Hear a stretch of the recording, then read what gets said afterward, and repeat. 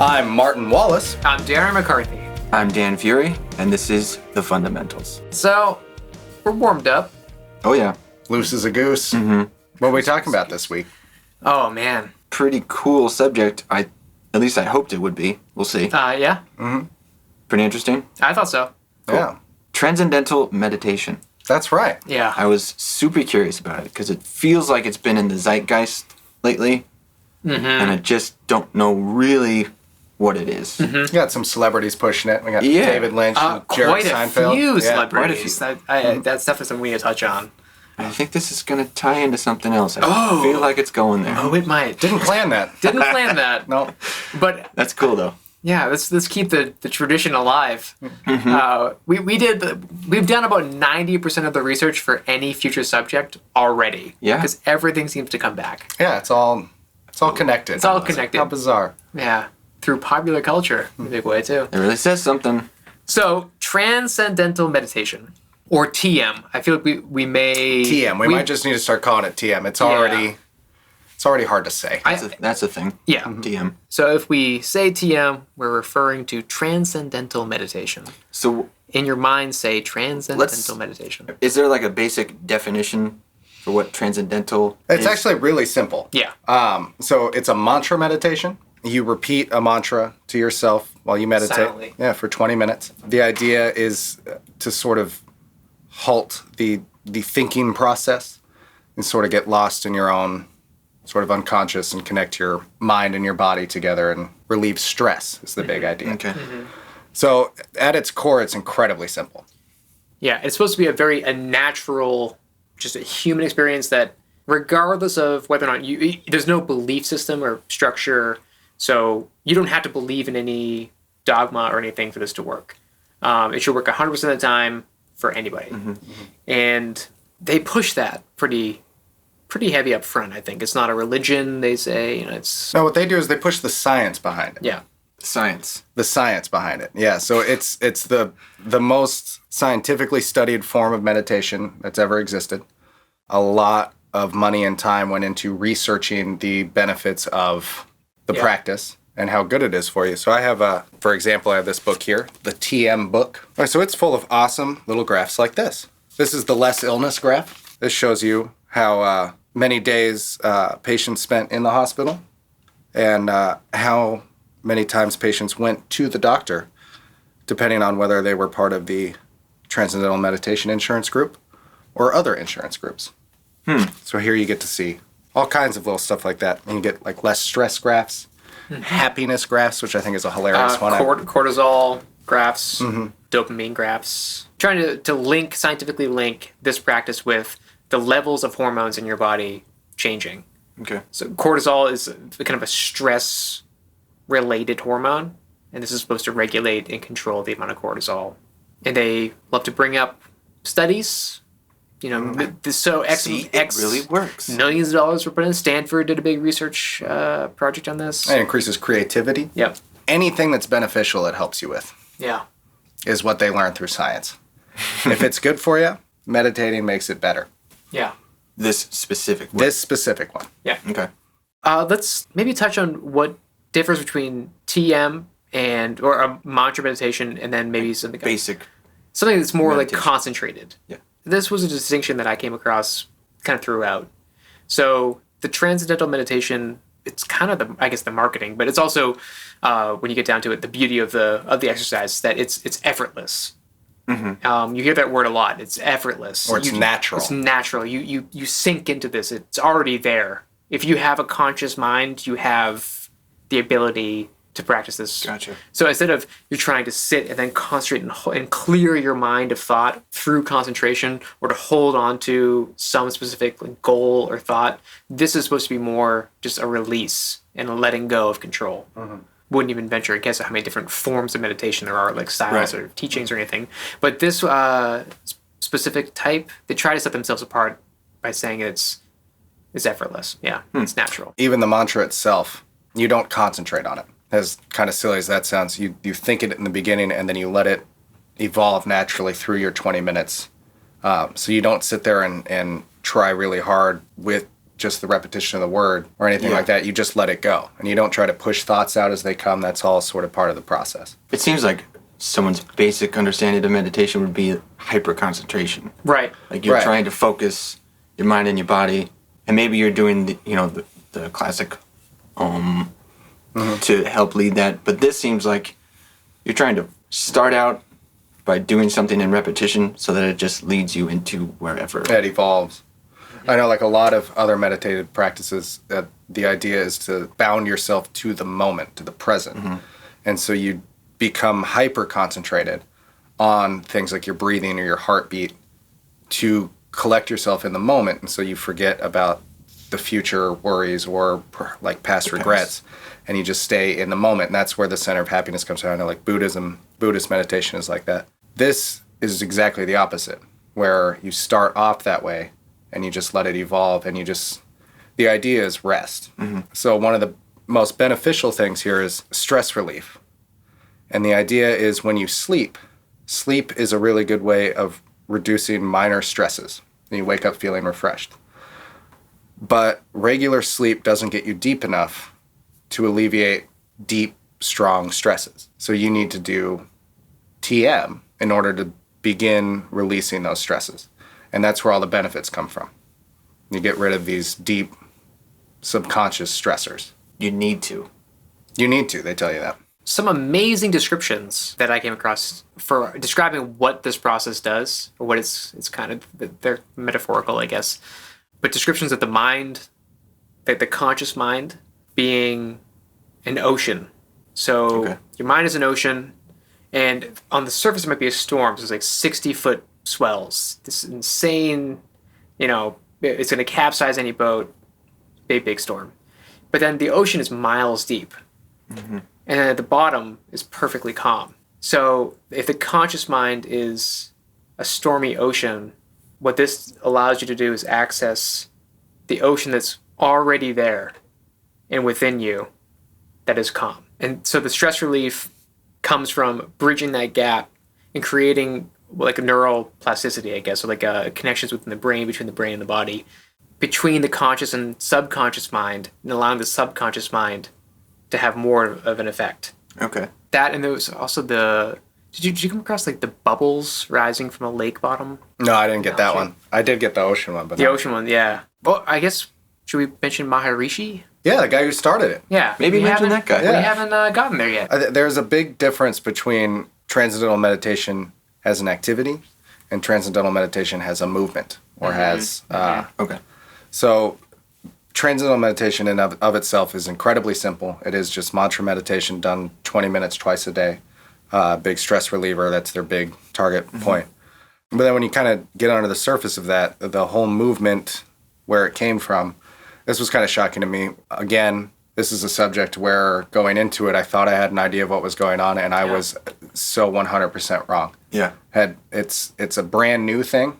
It's only about 60 years old? Yeah, roughly. Not even yet. Not quite. Yeah. Started in the 50s, right? 56, 55, 56. So it's still a brand new thing.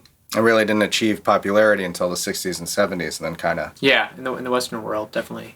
Yeah. See, I'm already drawing parallels. Yeah. Oh, yeah, same time period. Yeah. We'll get into that. We'll get into that. We're going to set aside some time. Yeah. Okay, good. I'm so happy that you guys are both saying this, because I got to... Oh, we'll talk about it. Okay. We'll go through the history of it first, then we'll talk about how we feel. Yeah. The movement that is TM was introduced by Maharishi Mahesh Yogi, a guru. I want to say a spiritual guru, but... He's a spiritual leader. So in his name, Maharishi Mahesh Yogi, as I'm sure you can already sort of deduce, Yogi is not a real name. That is a title. So is Maharishi. So Mahesh is his only name. Maharishi is the highest title in Hinduism. It means great seer. And then Yogi is like a guru. So he is great seer Mahesh. He is the leader of the Transcendental movement. He's kind of interesting. Oh, he's really interesting. He studied math and physics, got a degree in both, went off into the Himalayas in the early 40s, started studying with this guru there. Swami Brahmananda. I didn't even want to try. Saraswati. Yeah. He's the Shankaracharya, spiritual leader of Geodermath in the Indian Himalayas. And Mahesh became a great disciple of his. But one of the things that's kind of tricky over there is, as great of a disciple as Mahesh was, he wasn't born in the Brahma caste, which means he could not be his legitimate successor. No matter how enlightened he became, he was part of the upper class in the caste system, which is a real good thing to be, but he wasn't part of the spiritual caste. So he could not actually take over. So he went off on this journey that he knew would ultimately lead to only his own personal enlightenment and not be an actual lifelong pursuit that he could do. Mm-hmm. So he spent 13 years or something with this guy out in the Himalayas, right? Just wandering around. And they would only accept food when it was given to them. You know, they wouldn't beg for it. It's like they had nothing. And that's where he learned all of his spiritual dogma. Well, this guy dies, right? Guru Dev, that's what they call him. Guru Dev. He dies and he has to name somebody else's successor. So Mahesh then leaves the Himalayas and starts preaching everything that he learned, which is Transcendental Meditation. He kind of showed up on the scene in India and said, look, meditation's easy. Enlightenment is easy.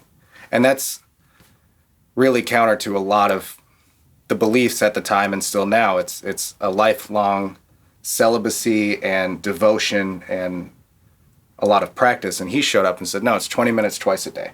And it's effortless. I figured it out. Here you go.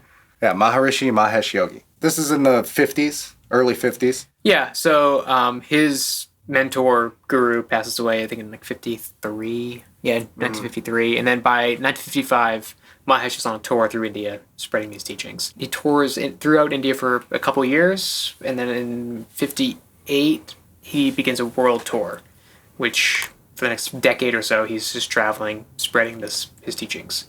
Found a newspaper article from Hawaii of when he showed up, and it's really interesting. I say he showed up and started preaching, spreading his enlightenment.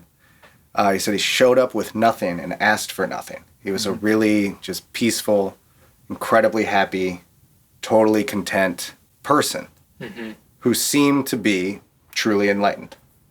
And that was in like 58 or 59. Yeah, I think when he showed up in Hawaii. And I found that newspaper article. It's really cool. He lived a good long time. He was... Yeah, he It was passed away. 2008 when he died. When he died. And there's conflicting reports of when he was born. So it's somewhere between 1917 and 1919. I saw one that said 1910. Ah, yeah. What? Nobody knows. No one knows. He had a bunch of names early on. Nobody knows even who his parents were. Well, I think his dad was some like county official, but I have a feeling that he maybe... Also, whether he was a businessman and a farmer and like a tax collector. all kinds of stuff. Yeah. And when he died, the 3 weeks before he died, he took a vow of silence. Or maybe not even a vow, but he didn't speak for 3 weeks. But yeah, he was had his hand in running the business, running the movement up until 3 weeks before he died. And he didn't speak at all. So he showed up in L.A. shortly after Hawaii. And L.A. was real good for him. Going into the 60s, a lot of flower power movement, a lot of beat generation stuff, and that's all centered in L.A., San Francisco at the time. So he was really successful over there. Trained all kinds of people. And it became a really big thing. He got really famous for mentoring the Beach Boys and then later the Beatles. Yeah. So A really big deal at the time. most people Yeah. have heard of like this connection with this spiritual guy. I don't know. I don't think I ever made the connection with the TM movement. No, I've because definitely heard this that story. even like John McLaughlin and Santana went and visited him at the same time, came back and made a record together that's about their experience. And that's Yeah. a good record. It's a really good record. Yeah, but he was doing that with all the major musicians at the time, not to mention other celebrities that, actors that I don't really know a whole lot about at that time period. But I mean, everybody knows the Beatles. That was the biggest thing on the planet, Now, didn't they break away from that movement at some point? Yeah, It pretty took quick. a little while, but They went to study with him, and then like some people lasted 10 days, some people lasted 3 weeks, and some rumors that that Maharishi was making sexual advances at Mia Farrow. Oh yeah. he's supposed to be celibate. He's been celibate pretty much his whole life. Yeah, And Mia And Farrow comes around. Yeah. the song Sexy Sadie is credited to Lennon and McCartney. The Beatles song was originally going to be called Maharishi. Really? And then George Harrison asked that it be changed. Interesting. Yeah. Yeah. Were all of them into it, and then a couple of them weren't? They were, I think, all into it. Yeah, they all traveled over there together. They saw him speak. Here's a really cool picture of them with him. Yeah. They all look pretty happy. Yeah. There's a couple really great quotes of them when they left. Maharishi apparently ran after them saying, boys, what's wrong? Why are you leaving? To which John Lennon said, if you're so fucking cosmic, you already know. Oh, John. Oh, wow. That's awesome. Yeah, but apparently they got along really well right before that. So it was basically because of Mia Farrow that they were like, yeah. They were kind of Forget breaking about away this. for a little bit. When they first went to visit him, their tour manager, Brian Epstein, died from a drug overdose while they were visiting him. Mahesh just said to him, forget about it, just be happy. To which Lennon later remarked, fucking idiot. Now, this is all sort of hearsay, I don't know. There's a lot of conflicting reports about how they felt about it. Apparently, as you're saying, some of them felt a little bit closer to him than others. Yeah. Ringo was apparently the first to leave. He left after 10 days or something That because doesn't surprise me. For some his wife couldn't stand the insects and he didn't like Indian food. So he just left. Gotta go. I'm out. Mahesh. Yeah. Okay, so where does this lead? So through the 60s, I imagine that information about Beach Boys and the Beatles getting into this type of thing kind of spreads into the culture. Oh, yeah. Oh, yeah. Yeah. That from the 70s on, it's especially, I mean, late 60s just to a great extent, but definitely by the 70s on, I think it becomes a worldwide phenomenon. Also, in sort of a striking resemblance to a previous topic, it started off as an entirely spiritual movement, which now it's referred to as not a belief system at all. But when it started, it was absolutely just a retake on Hinduism, right? Okay. And it was Mahesh traveling the world explaining what he had learned. Now, through India, that worked fine, but once he got to the West, he realized he couldn't do that. It's very conflicting for a lot of people to learn a technique, even if it is really beneficial for you, if there's a spiritual dogma attached. And so he dropped it entirely, and it became all about the science behind it.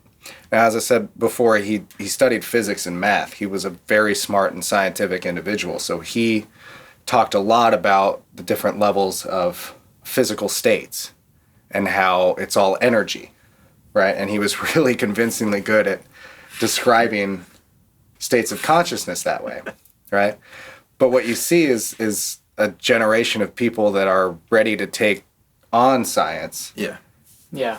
and sort of a self-help, new age, Taking hippie kind of thing control, at the but same time. yeah. Then you have like the space race and then meditation at the same time, and he was able to bind them. Yeah.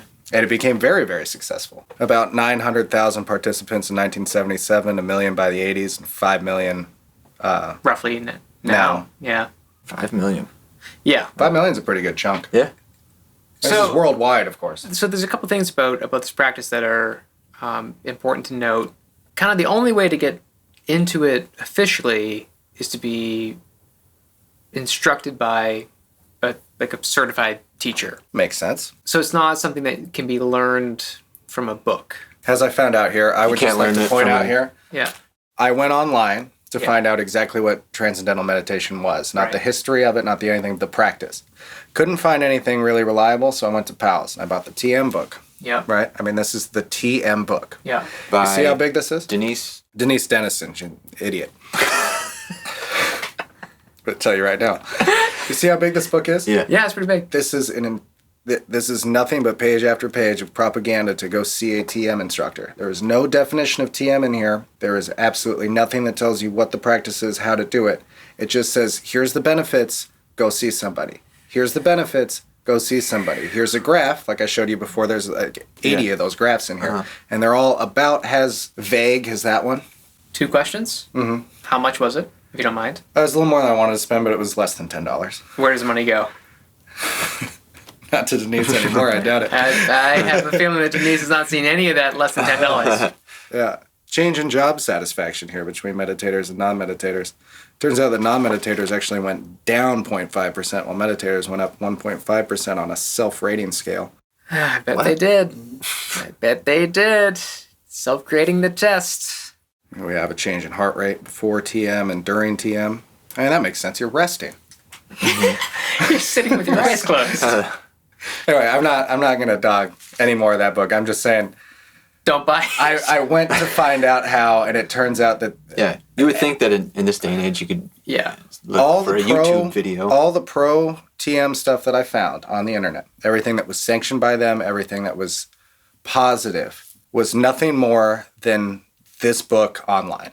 Mm-hmm. It is just tests and graphs and explanations as to how good it is for you, how much it's going to change your life, how great it is. Yeah. But nowhere does it even begin to tell you what it is. It just says a stress relief meditation technique. Well, it turns out they've already told you everything that you need to know.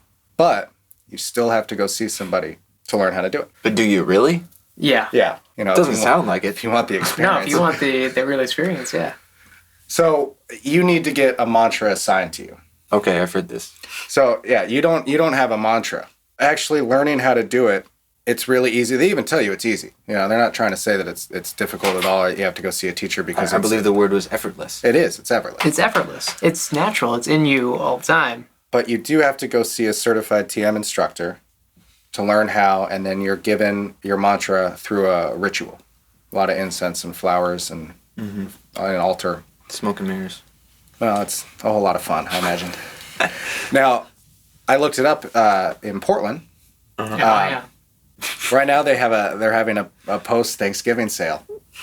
So the sale. Yeah. Well, let's. What do you think that this would cost? Are you talking about? You're going to talk about costs? Yeah, because I wanted to do it actually. Yeah. Okay. I wanted the to cost get it of what? So you go and you meet with a certified TM instructor, and then they have like a few months, some follow-up sessions. Okay. It's a few sessions. You're done within a couple months, and then maybe like every now and then you have a tune-up. You know, right. But it should be they set you on the right track here, and you can do it alone at home. Mm-hmm.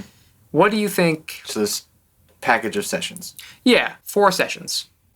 Now, what should it cost? So what would you pay for that? Learn how to do TM. Well, that's a very different. Well, it's over 4 months. What I'm guessing is it shouldn't be more than $200. Okay. That's reasonable. But I'm guessing it's more than that. Yeah.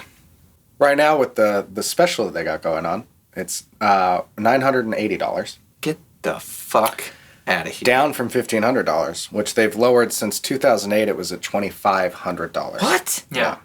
For 4.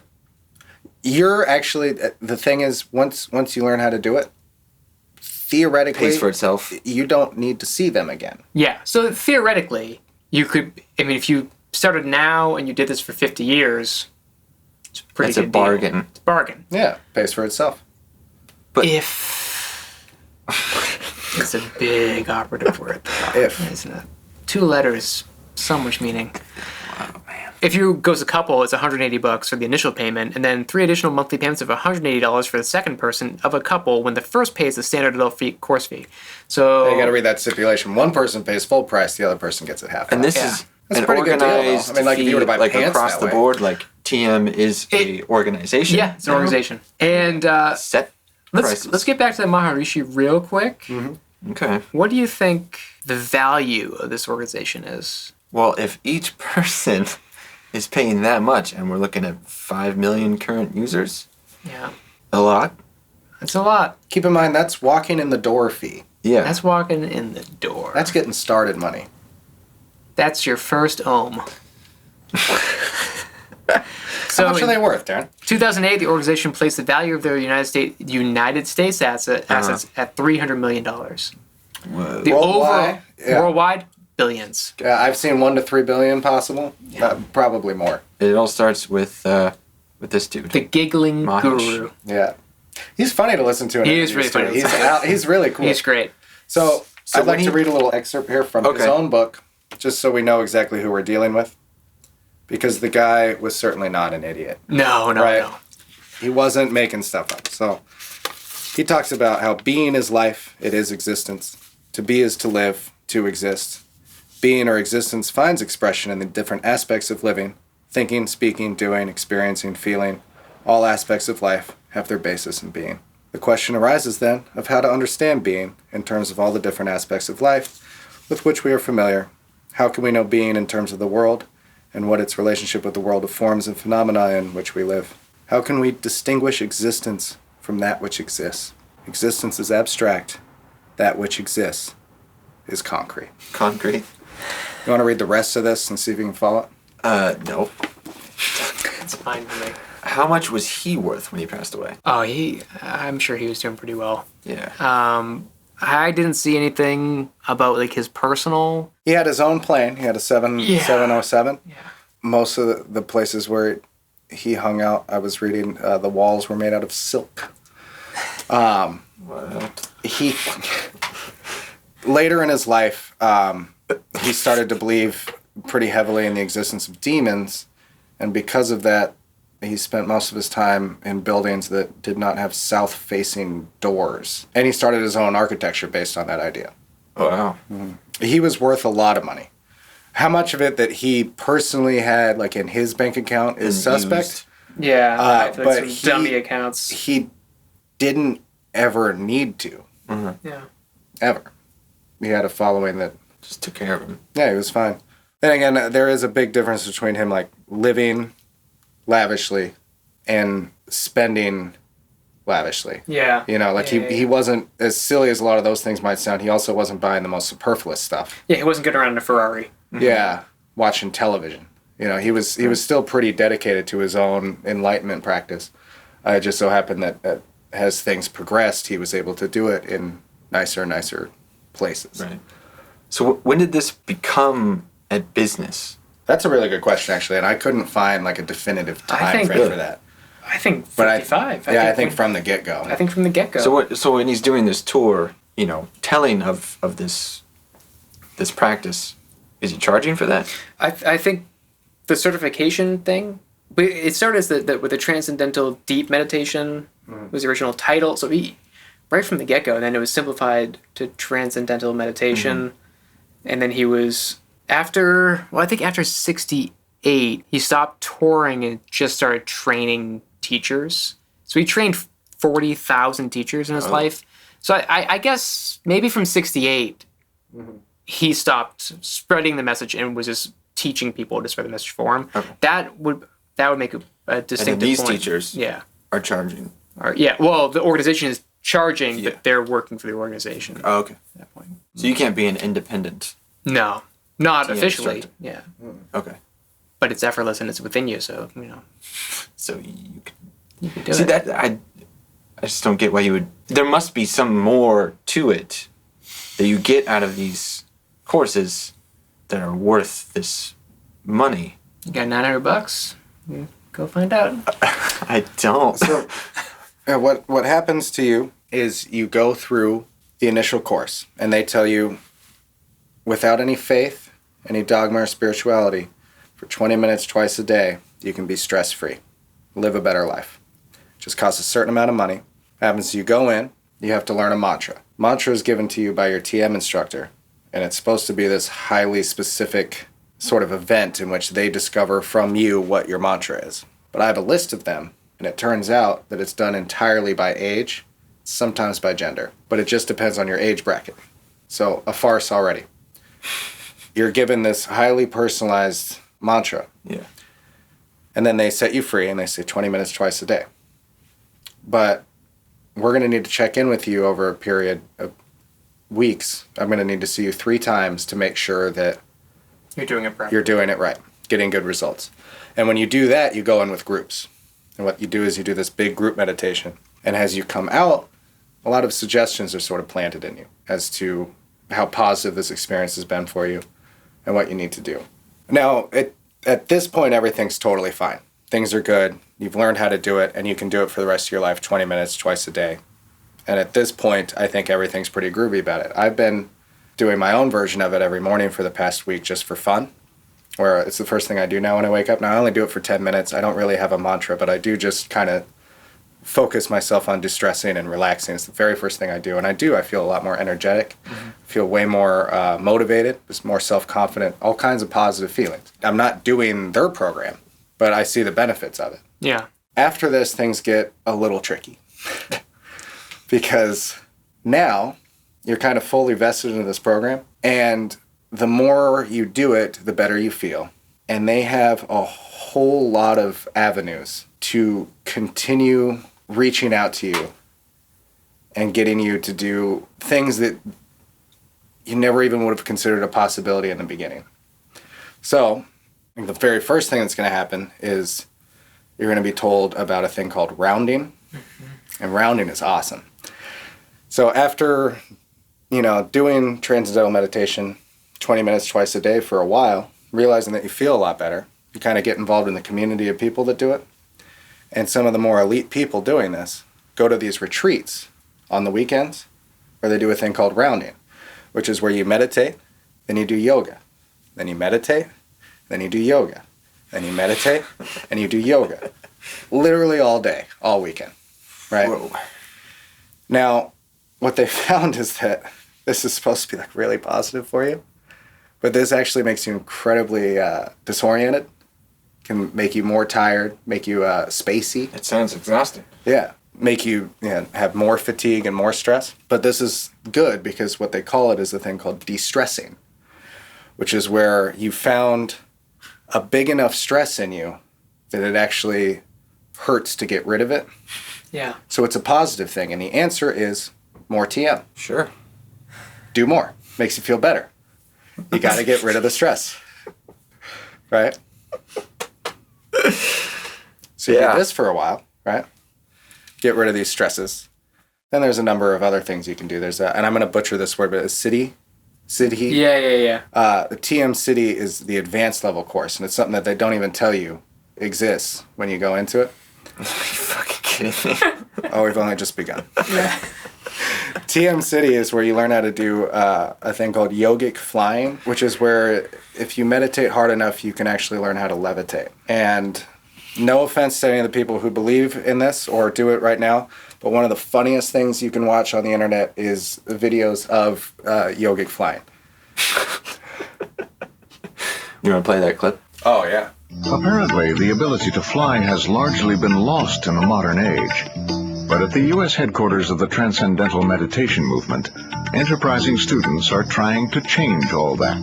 They're here to learn to levitate using a 3-stage process known as Yogic Flying, a set of Hindu meditation techniques introduced to the Western world by Maharishi Mahesh Yogi. They do this by tapping into the Hindu version of Chi, the life energy suffusing the universe, called prana. Yogic flying is an advanced meditation practice. What happens due to a mental technique, the brainwave becomes powerfully coherent. A lot of bliss and energy starts to flow through the physiology, and spontaneously the body springs. What in the fuck? The first stage of yogic flying, the body can't hold still, and it starts to spring and hop and tries to fly. That's the only stage of Yogic Flying. The second stage is when the body actually hovers in the air for a short while. And the third stage is mastery of the sky, when the body can fly. Just before a person takes off, just before they levitate, they experience a great expansion of happiness. Even getting off the ground 1 inch is pure fulfillment. Second stage will be even better. And third stage, I can hardly wait to see 10,000 people flying in the air together. What? Mastery of the skies.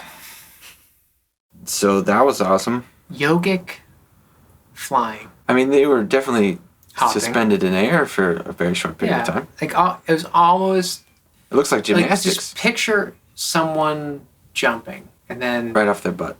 coming right back down. Because gravity is real. Yeah. Gravity That is science. exists and is acting on you all the time. So what I have here is a list of things that once going through the siddhis, you start to believe. This comes from a website run by a guy named Joe Knapp, suggestibility.org.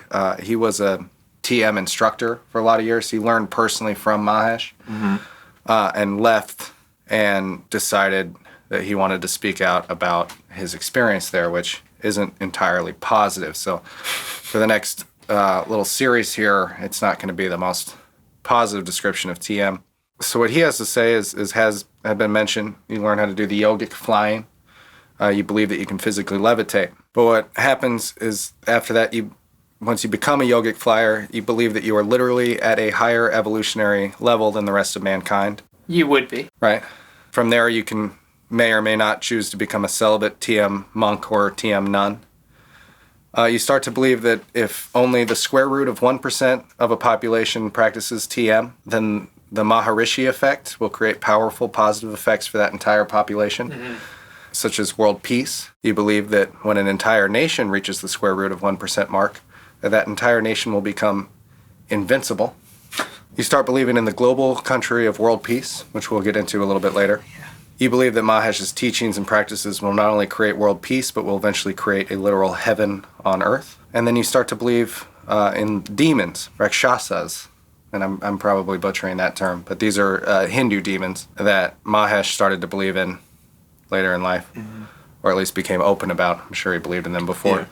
There was a multimillionaire TMer who had donated over $1 million to TM, and when he realized that he had been taken and publicly denounced Mahesh declared that the man was in fact a rakshasa, or a demon. A demon.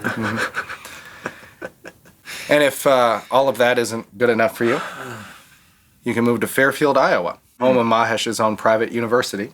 The Maharishi University of Management? That sounds right. Is that it? I think they have more than one campus, too, but I think that's the American one. American. Yeah, Maharishi University of Management. So yeah. We can edit out the whole trying to figure that out part. Yeah. So you can become a full-time student there, where they actually have a lot of degrees. I have a list of their degrees here. And they're Stuff accredited, too. Like English Lit, business. Yeah, you can get art and design, business, communications and media, computer science, elementary and secondary education, literature with an emphasis in writing, or Maharishi Vedic science. Here we go. Mathematical sciences, physiology and health, sustainable living, or Vedic science. You can learn Maharishi Gandhava Veda music, physics, world peace. Are these majors? Are these, no, that's a minor. Those minor, last okay. ones, you can get a world peace minor. Okay. Computer science as a master's degree, master of business administration. Now, is this... Are they accredited? Mm-hmm. So this is an actual, like a bachelor? They are. It took them a little while, but they actually have a really cool approach to education. So what they do a thing, it's called block learning, which is you only take one class for 4 weeks. Okay. You only study one subject at a time. And apparently, aside from their connections with TM, like as a university, they've done really good things for education as a whole, which I think is pretty great. But yeah, so once you get sort of far enough into the TM group, you can either go there and study, or go there and do like a work to study program, or become a teacher there, learn how to become a TM instructor yourself. And aside from that, some of the other things that will happen to you is you'll start to believe in their own medication, or the Maharishi Vedic approach to health. Now, when you say start to believe, I think that they would want you to say you will come to understand or come to see as a belief. It's not like... I feel like that's something that they really try to push.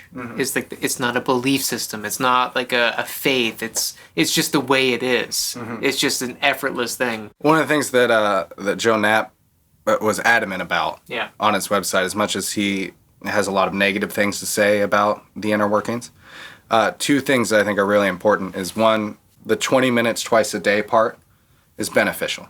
For the most part. I mean, there's nothing wrong with... There's nothing wrong with that. The other thing he said is that even when he was a full-time TM instructor, everyone that he was with, none of these people were malicious or conniving.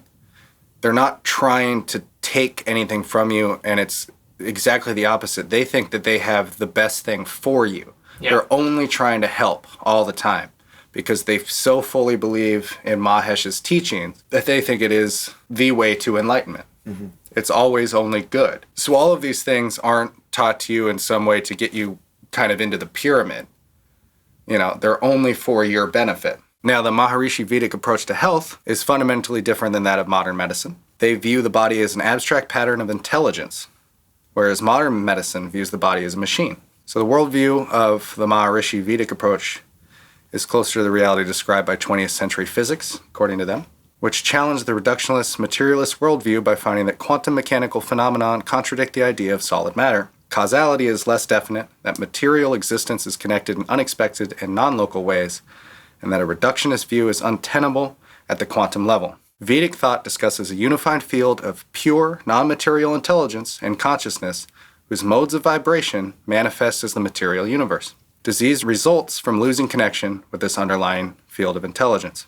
So, what you would do as a remedy for an illness, there's something like 40 approaches to it. Here's a list of 20 components. Development of higher states of consciousness through advanced meditation techniques, use of primordial sounds, correction of the mistake of the intellect, strengthening of the emotions, Vedic structuring of language, music therapy, enlivening the senses, pulse diagnosis, psychophysiological integration, neuromuscular integration, purification, dietary measures, herbal food supplements, other herbal preparations, daily behavioral routines, prediction of future imbalances, religious ceremonies, nourishing the environment and promoting world health and peace. Most of these cost several $100s, but some cost thousands and require the service of a practitioner. Now, you become part of a community that fully believes that this is the approach to healthcare. Sure. And just like we have to go pay a doctor a lot of money, or an insurance company or something. Yeah, someone. There's money involved on both Yeah. sides. So you go get a surgery done or you get some medication for an ailment, it's going to cost you money. And of course, it's going to be the same on their side. But I'm hard-pressed to believe that if I have a cold, that music therapy is the way to alleviate my symptoms. Yeah. Or the use of primordial sounds. Or more meditation. There is something about the daily practice of meditating twice a day, 20 minutes a day, or 20 minutes each time, that I think in doing this research, I tried to anchor myself to. Because I think just keeping it there at that level is awesome. Mm-hmm. That's what interested me about this whole thing. That seems like it would be helpful. Yeah, because psychologically. All this stuff, the health, healthcare side of things. Now the people who run that, Yeah.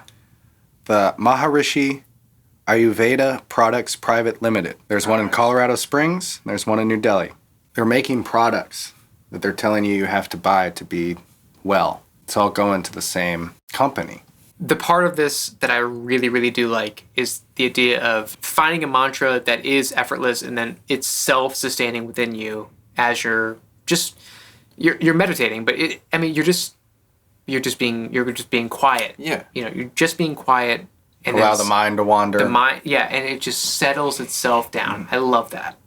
I've been doing it all week, and I will continue to do it after this. It's been Yeah. an amazing experience. Yeah. It's the amount of money I need to spend to learn how to do this practice Their a way. specific way. Yeah. Not necessarily better, but their way. Why can't I find a mantra, or why couldn't you give me one I can right now. just to start with, and so- then just do it myself? Have you guys read Franny and Zoe, J.D. Salinger novella? Mm-mm. So this is one of my favorite stories. So Salinger had this fictitious family, the Glass family, and all the children were like geniuses. They're just all prodigies. They were on this a game show when they were kids. It's like, I forget the name of the show. It was something. Are you smarter than a fifth grader? But it was a radio show. And this is totally a fictitious thing. But Franny and Zoe are I think the two youngest kids, and so they have a story all to themselves.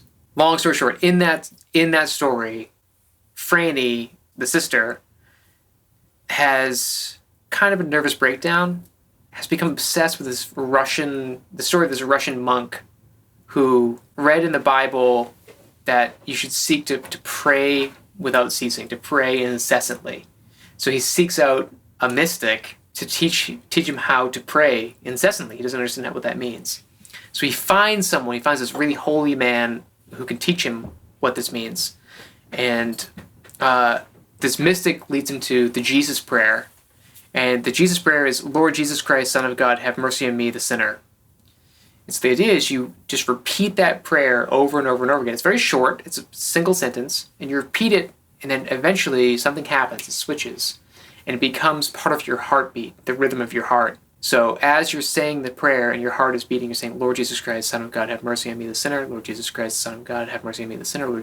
It becomes part of the da-dum, da-dum, da-dum.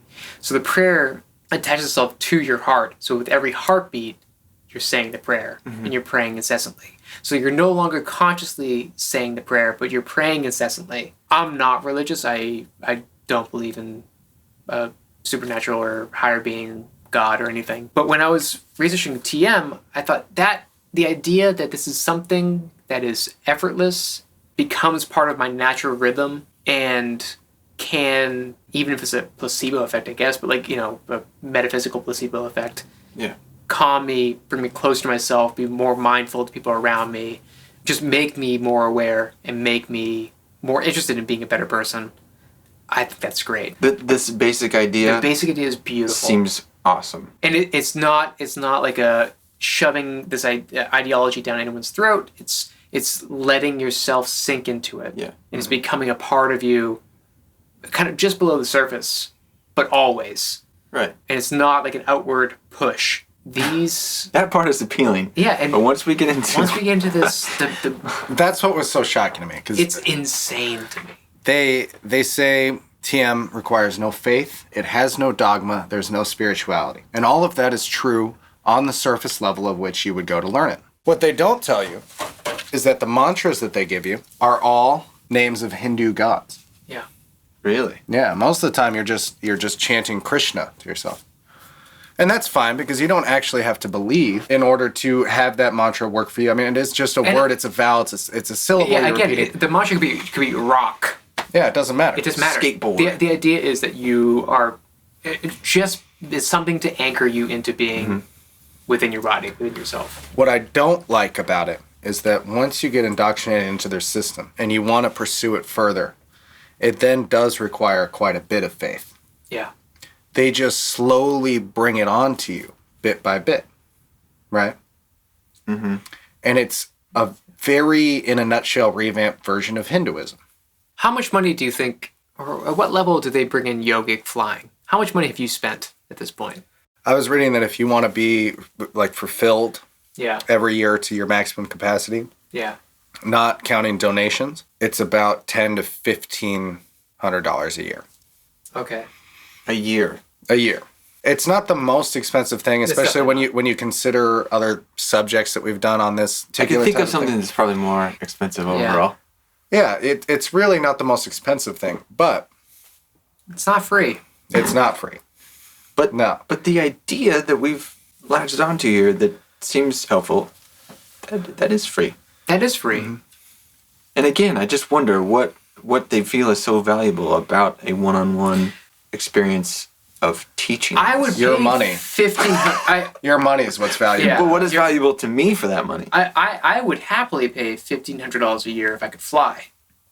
Mm-hmm. That would be tight. What they do is they set you up believing that your TM instructor is someone of authority who has learned a transcendental meditation technique, has reached a higher pinnacle of enlightenment than you have. So you need to go see them to get to their level.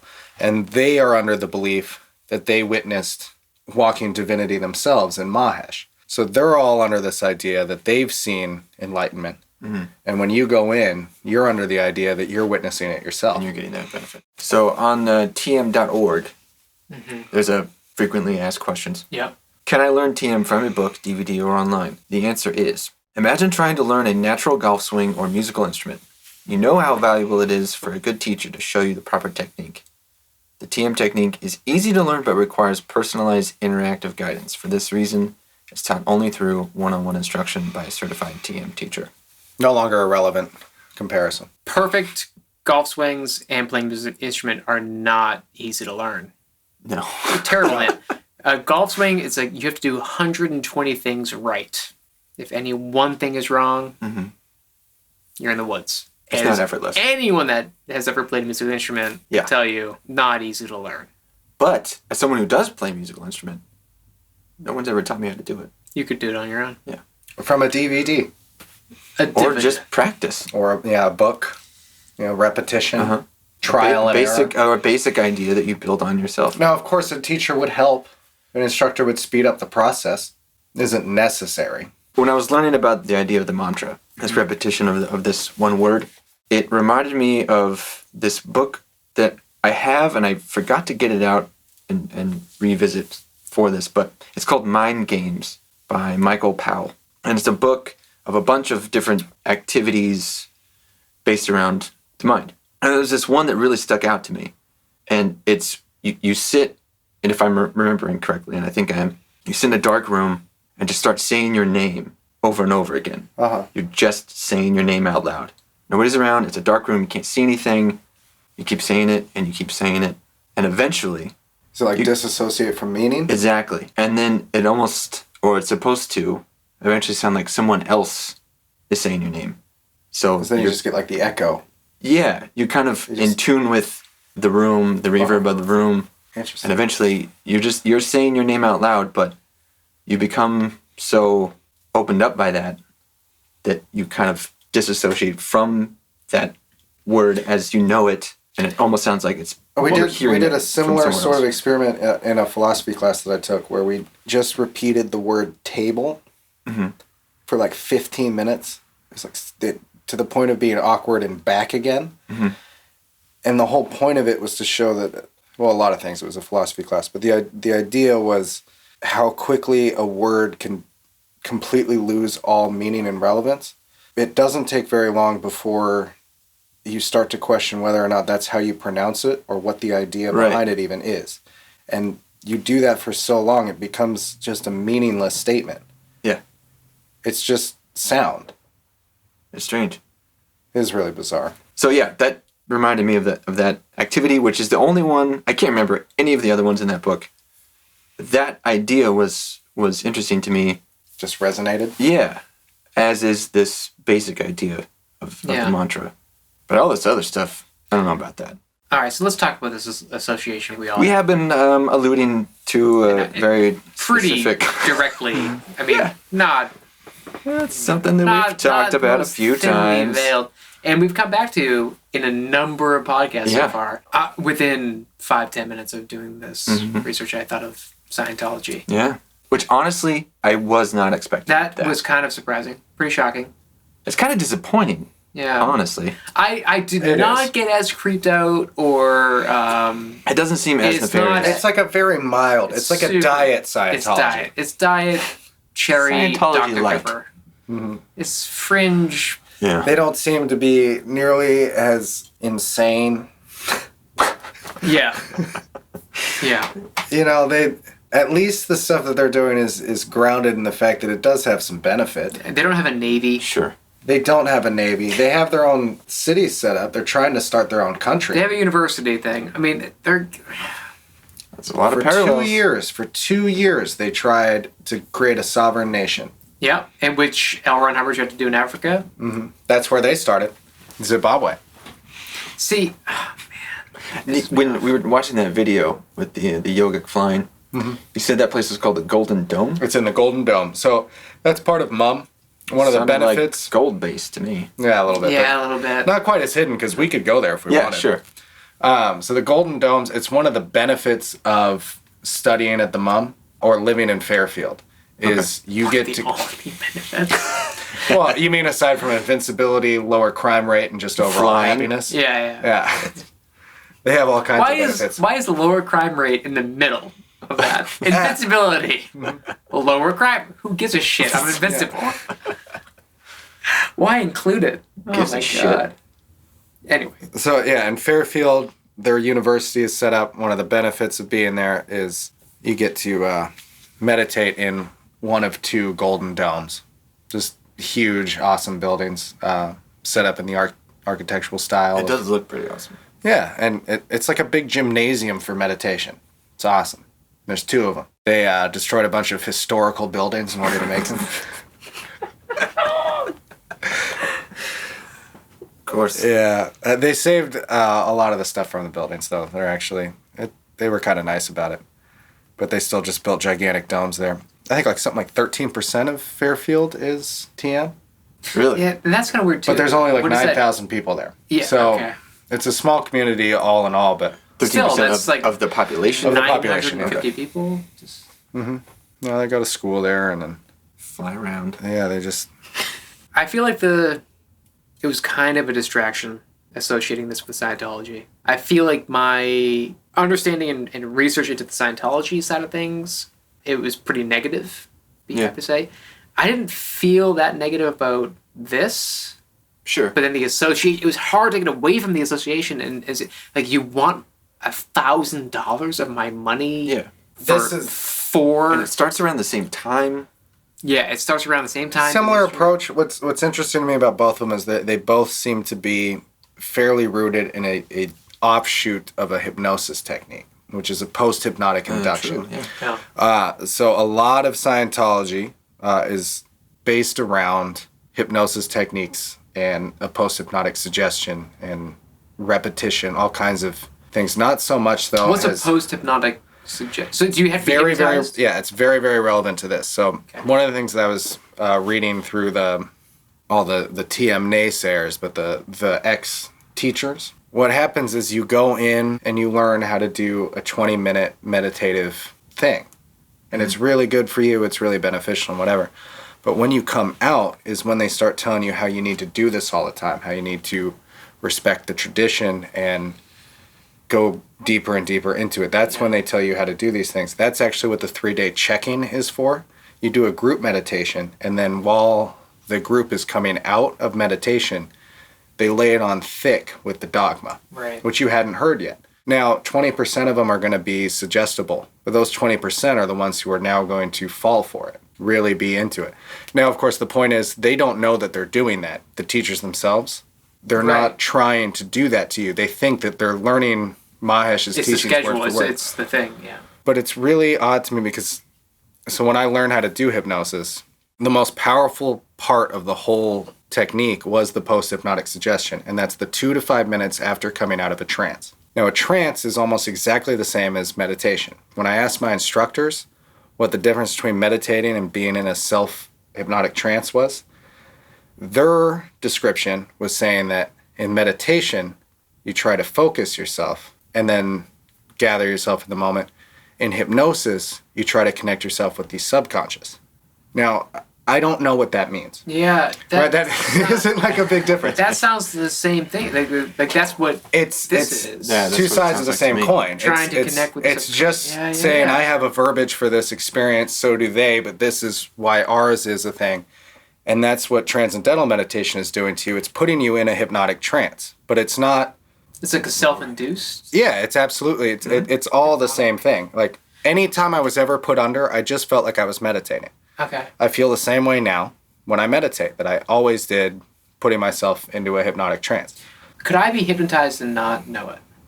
Yeah. That's interesting to me. It's hard. It's hard for me to believe that. Mm-hmm. But it really depends on your definition of it, because really, anytime you zone out while watching television, it's the same exact state of mind. There's a series of brain waves. There's something to that, yeah. And it's beta. No, beta is, it's weird because it's reversed. Beta and alpha, and it doesn't make sense. So alpha is actually the state, and then theta. It's a frequency of brain waves. And this happens to you when you go into a meditation, when you go into a trance, or when you zone out. Your brain gets on the same frequency level. I have been hypnotized for a vast majority of my life. Yeah, the idea that like being hypnotized is some great magical mystical thing, the same way that meditating is some great magical mystical thing, is a total fallacy. It happens to you all the time. You're constantly going through different levels of consciousness. I mean, you're okay. All the time. You're not always peaked. But I guess it was a leading question, but could theoretically someone exert some control over me? So this was the point, the post-hypnotic suggestion. Yeah. So the hypnotist's power doesn't come from what happens while the client is under.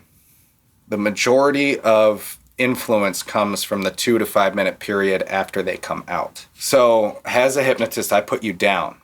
And I keep you down for about a half an hour, and I tell you all kinds of really pleasant things, like a guided journey imagery thing, and we take you on this really pleasant little path. And that's all just to get you to slow down. Right. When I bring you back up, while you're sitting there coming back to, I tell you something like, every time you blink, you'll remember how thankful you are that you're no longer a smoker. And every time you stop at a red light, you'll remind yourself, you're so happy that you quit smoking. Right. It had nothing to do with what I did before. Right. It's just now suddenly you Your brain think is that that's open. what had happened this whole time was that I led you through this long thing. But no, all I did was tell you, like, stop and look at how pretty the river is Yeah. that you are imagining to yourself. So when you come out of a meditative trance, it's the same thing. And that's when they hit you with continue on and Keep going. the more you meditate, the better you're going to feel, the more you're going to do whatever. Come see us again, go do rounds. The bridge. Yeah. Yeah. So it is kind of interesting to me how eerily similar those are. Yeah.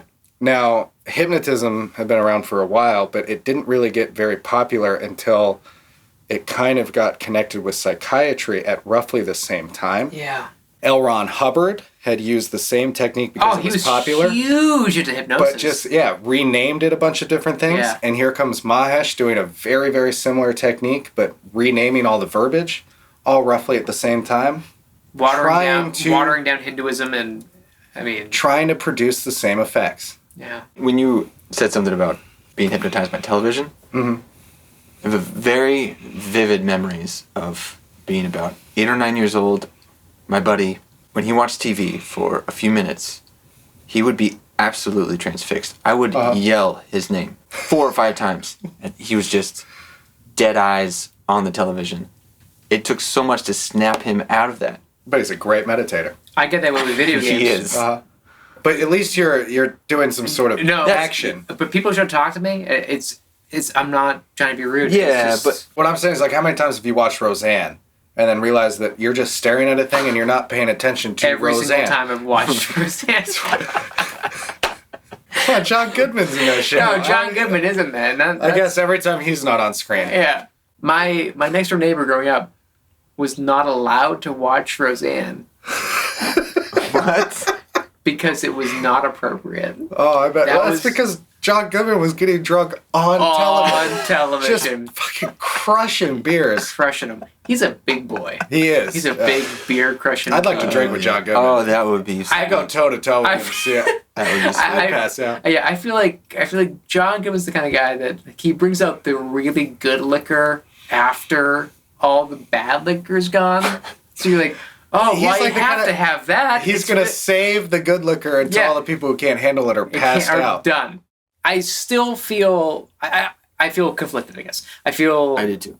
2 things. I'm extremely upbeat and positive about the idea of introspection, being mindful, trying to connect with yourself, slowing down, seeing the world at a different pace than like the one of the descriptions that he was talking about. It's the gotta state of mind, where it's like, I gotta do this, I gotta go get that, I gotta get this job, I gotta get more money. Was that Tony Nader? It might have been. I think that's most people's obstacles when they think about, yeah, I should meditate, but I just, my mind's just too busy. I don't think I can And that's the whole push it out of the point. way. Yeah.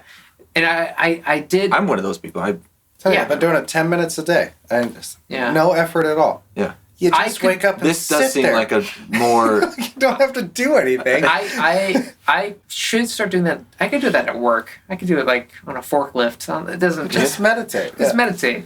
Just don't have, What was bro. that? Nothing.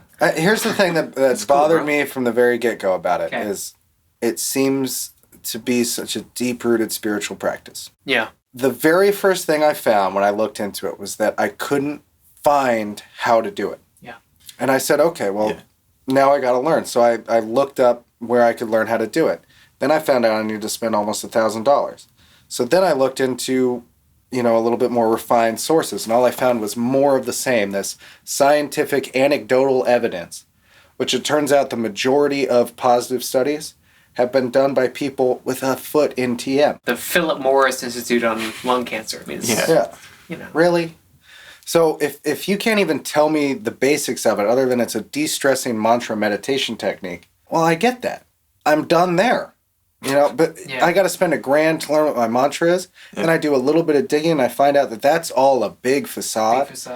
Turns out what they do is they bring you into a room, and they have all this chanting and incense and flowers and an altar, and it's all done to make it look like they're choosing a specific mantra for you. But no, this person has it down based on your age. Yeah, where do they pretend that they're getting this It's idea done through a from? ritual. And it's all done to perpetuate this idea that this person is an enlightened authority figure. Okay. And of course, they think that they are. They learn how to do it. They're already super indoctrinated into the whole process. So now you are too. They've already spent $1,000 of their own money. Oh, way more than that to become an instructor. But when they did what you were doing. Yeah. And it goes back to like, they're not conning you. They're not malicious. They're not conniving. That's an important point. I don't feel like between this and Scientology, I think at the top of Scientology, they know exactly what they're doing. It's fucking evil. Yeah. David Miscavige. Where's your wife, bud? Where's your wife? Where's Shell? Come on. Come on now. Let's have a little transparency here. She's at the grocery Open up store, that gold base. Yeah. Yeah. I'm sorry, Elle. Oh, God Almighty. Yeah, I don't see the same level of malice. No, it doesn't seem quite that way. But it's also a money making scheme. Yeah. It's a little interesting to me just how well Mahesh fell into the running of a business and not a spiritual program. It says right up here on the top left corner of tm.org, a nonprofit organization. Oh yeah, they are technically, but they're not. But they're not. Yeah. No, with as much money as this guy had, there's no accounts of him giving any of it to charity or to the poor or anything. $3 billion, and instead he bought a jet. And I don't know. My whole thing is that if the very first thing I have to do with you is spend $1,000, Yeah. I'm out. We're not friends. No, and that's when I was like, okay, well, I'm going to try to have like the most objective view I can, learn about it. I did all the Wikipedia stuff, went to their websites. I bought his book, read his stuff. And he seems fairly enlightened. He's writing some pretty cool stuff. It's pretty much right up there. So did L. Ron Hubbard. Well, it's a little bit better. This guy, a lot of his writing is right up there with the Dalai Lama stuff. It's eerily similar, very, very peaceful, all about your being, your whole existence is this energy flowing to a happiness. Yeah. Just be happy. Yeah. And it's all really positive. There's no like, you got to get rid of this evil in your body. He's like, no, just stop stressing. Be happy. And not like thetans. Yeah. Volcano. Like if you don't do this, you will. Aliens. Xenu. Yeah. He's just like, look, if you want to be happy, stop stressing. I'll show you how to stop stressing. And like, it's good. It's all positive. But then you start looking at, here's the really interesting thing. The amount of things that Mahesh in his lifetime registered to his name is absurd. So we have Transcendental Meditation, TM, Maharishi Transcendental Meditation, Maharishi TM, TM City, Consciousness-Based, MIU, Maharishi International University, Transcendental Meditation City, Vedic Science, Maharishi Vedic Science, Maharishi Vedic Science and Technology, Veda Lila, Maharishi Vedic Approach to Health, Maharishi Jyotish, Vastu Veda, and I am only 3 lines into 12. Wow. Right? And this is all stuff that he is, these are companies. These are all Trademarks. They're all trademarks, they're all registered, these are all money-making organizations for him. You can't say or use those things without paying him. Cough it up. Maharishi Corporate Revitalization Program, Maharishi Medical College, Maharishi Vedic Vibration Technology, I'm into that. Instant Relief, Maharishi Global Construction, Time Zone Capital, Maharishi Heaven on Earth, Global Country of World Peace, which is something we didn't bring up, fascinating. Trying to create a sovereign nation of entirely TM organized people that will meditate constantly for world peace. And in the belief that action, that collective action, actually results. They believe that the square root of 1% of the world's population needs to believe in TM for there to be global world peace. And Mahesh in his lifetime claimed that he achieved it twice. Didn't happen. Here's a really good example of that. So Fairfield, as we brought up, is entirely TM.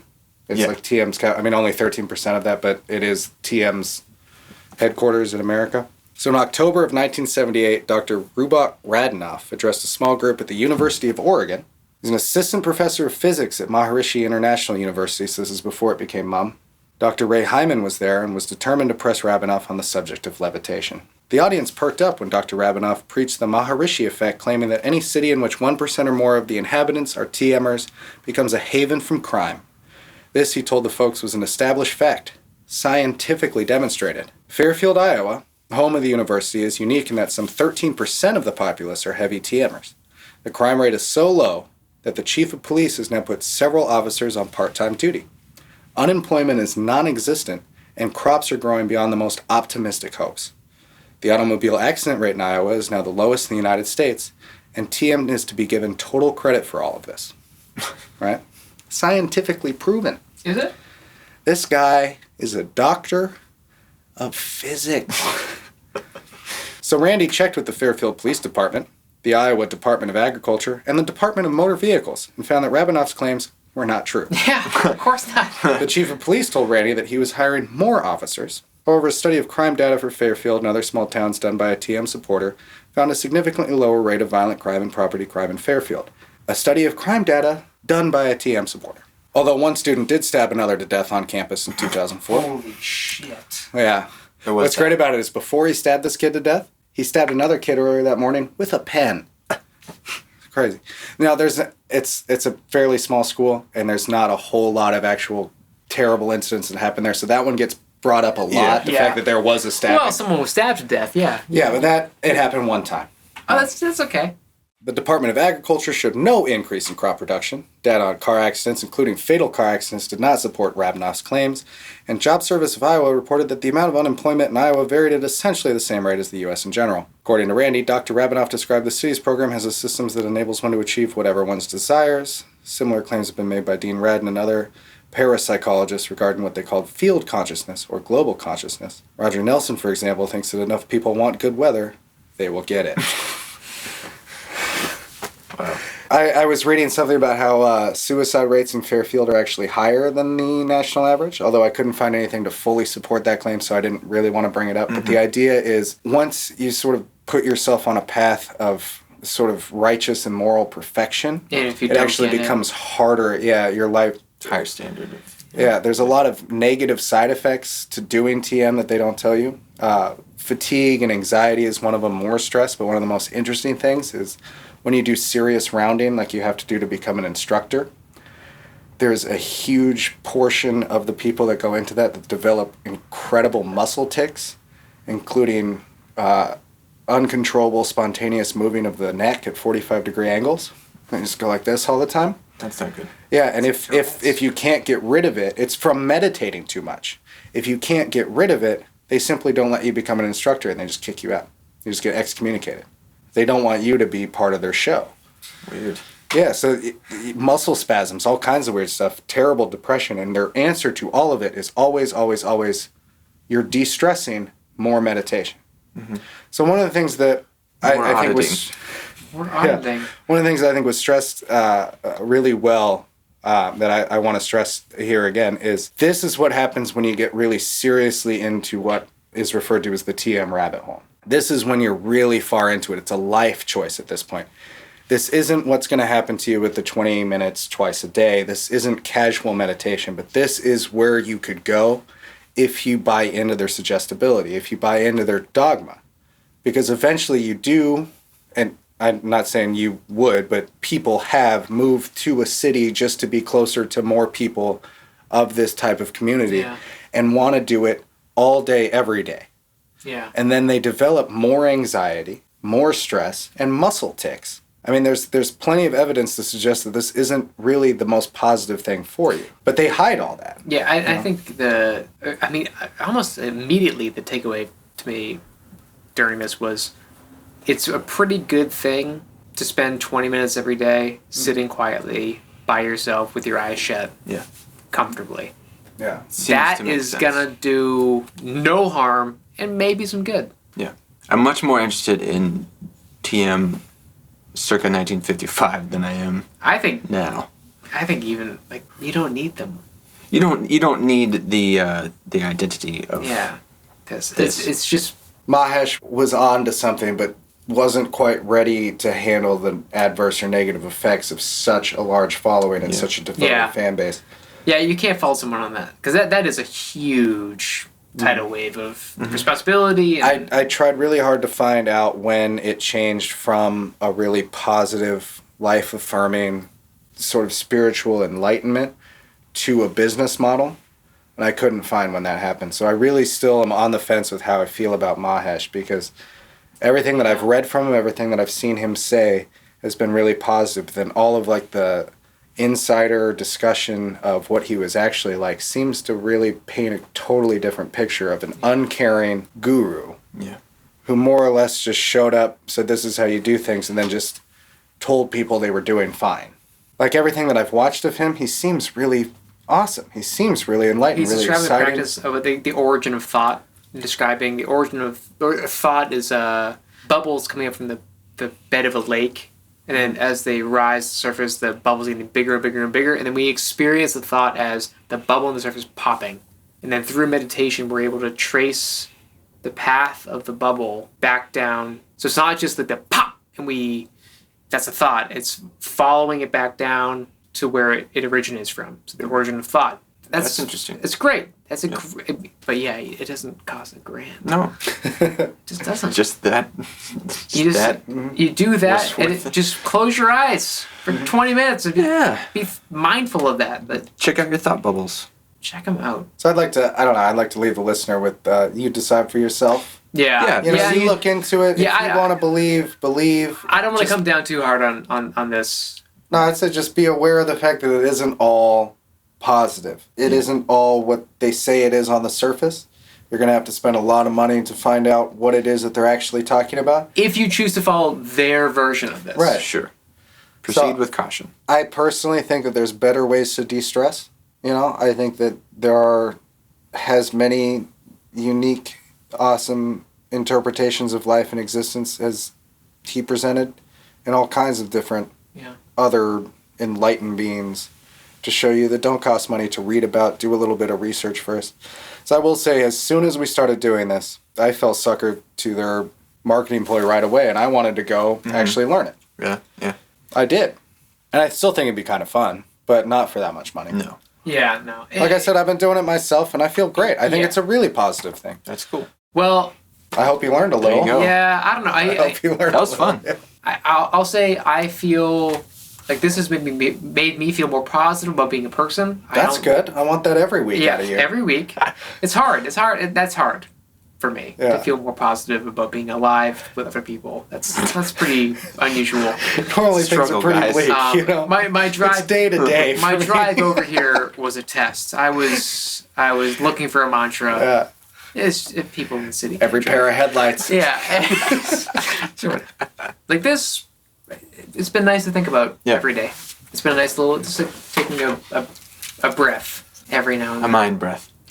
It's like taking a mind breath. Yeah. Whereas with Scientology, I feel like I was more like angry.